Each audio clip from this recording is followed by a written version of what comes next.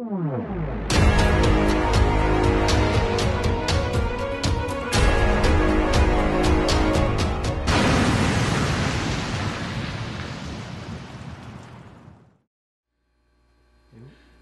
je suis en compagnie de Serge Larivière, chroniqueur sur le trapage au magazine Aventure Chasse à Pêche. Bonjour Serge. Bonjour Denis. Ça va bien? Ouais, ça va bien. Serge, le trapage du castor, tu nous disais tout à l'heure que c'est un monde à part. Hein? C'est spécial. Puis ici, on a des équipements. Tu voulais nous parler un peu de tous les équipements qui sont spécialisés pour plumer le castor. Ouais, Denis, le castor, comme on se souvient, c'est une des peaux qu'on fait ouverte. Donc, c'est pas plumé en sac comme toutes les autres espèces. Il y a le castor puis l'ours qu'on va faire ouvert. C'est-à-dire qu'on va partir du menton, puis on va descendre en plein milieu, puis on va le déballer comme un cadeau. On le déroule. C'est ça. À cause de ça, c'est vraiment, ça prend des outils un peu différents pour ce genre de plumage-là. On va avoir moins de couteaux pointus, puis on va avoir plus de couteaux ronds. Okay. Puis, dans le cas du castor, on va même avoir une auge, moi je vais appeler ça une auge à plumer. Un support. Un support pour éviter que quand on le plume, que l'animal roule tout le temps. Puis si tu me permets de l'enlever de là pour le montrer. C'est la première fois que je vois ça. Regarde.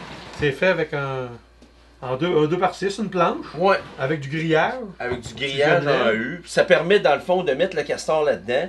Il ne touchera pas à la planche. Fait que si jamais il y a des déchets ou des graines, du sable qui tombent, en même temps, ça tombe sur la table, ça ne va pas dans la fourrure.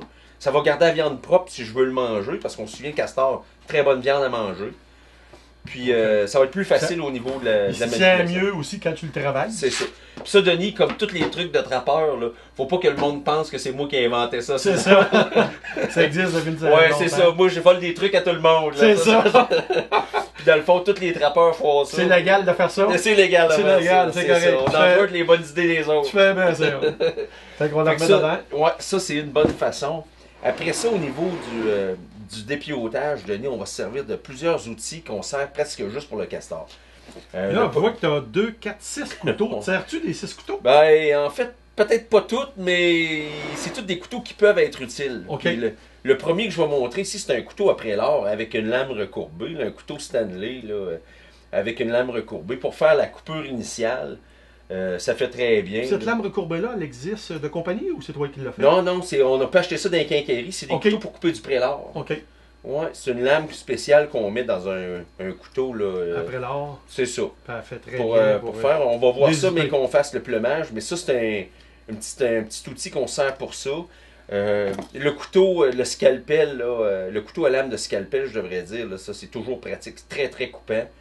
Pour faire les castors, ça va bien. J'utilise aussi un gros couteau brut là, pour couper les pattes puis la queue avant de commencer. Parce que ça, comme bien les animaux, on va tout de suite s'occuper des pattes de devant avant de commencer. Dans le cas du castor, on va faire les pattes de devant, les pattes de derrière et même la queue avant de commencer. Puis après ça, les couteaux ronds qui sont utilisés souvent pour faire le milieu du castor. Donc toute la partie le long du corps, là, les couteaux ronds sont vraiment populaires. Puis pourquoi rond, Serge? Écoute, Denis, comme on n'a pas besoin de piquer dans le cuir, ça permet juste d'avoir un mouvement qui est plus pendulaire. Là. OK. Fait qu'à ce moment-là, il n'y a pas de bout pointu qui peut rentrer par accident dans le cuir. OK. Écoute, on va être franc, Denis, tous les trappeurs plument des castors de façon différente. Il y en a qui vont préférer des couteaux pointus, puis qui vont juste adapter leur mouvement de couteau en conséquence. Moi, j'aime bien avoir un couteau pointu pour finir la tête. Parce que là, on va couper à travers les os. Fait que je veux préserver mes couteaux ronds.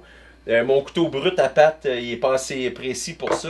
Mon scalpel, je vais le maganer aussi. Fait que ça prend du couteau. OK. Tu as une table avec des couteaux dessus, puis tu t'en sers. Ouais, c'est ça. Fait que ça, c'est les outils qui se voient à peine. Puis peut-être le dernier outil, évidemment, là, c'est le fusil aiguisé là, pour pouvoir garder tous les couteaux là, vraiment coupants. Puis ça, s'il y a un truc de trappeur, Denis, ça prend des couteaux qui coupent. Tu sais, tout ce qu'on fait, là, on est tout le temps dans des mouvements vers des os, on coupe du cuir, c'est des tissus qui sont durs à couper parfois, ça prend des couteaux qui coupent. Fait que moi j'appelle ça une queue de rat, ou il y en a qui appellent ça un fusil, en tout cas, peu importe, pour aiguiser les couteaux, redonner une petite touche pour être sûr que ça reste bien coupant, c'est important. OK. Fait que c'est les principaux équipements à avoir pour faire du castor. Avec ça, d'après moi, on est bon pour faire un bout. On t'envoie ça. On t'envoie ça. Merci Serge. Ça fait plaisir.